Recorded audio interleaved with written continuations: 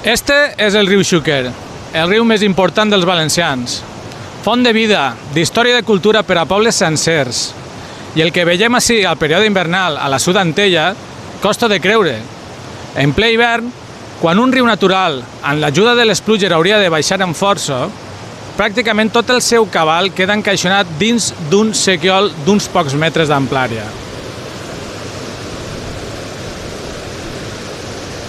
Uns pocs metres per a un riu que ha modelat el territori durant segles. On hauria d'haver un llit viu, només queda un canal estret.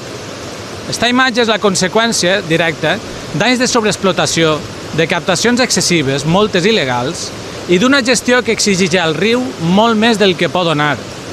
El Xúquer s'ha convertit en un recurs explotat fins al límit, amb cada vegada menys aigua, menys vida i menys capacitat de recuperar-se.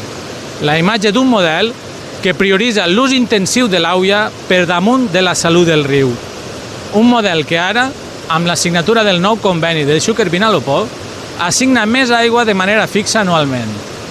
Aigua que el Xúquer no té.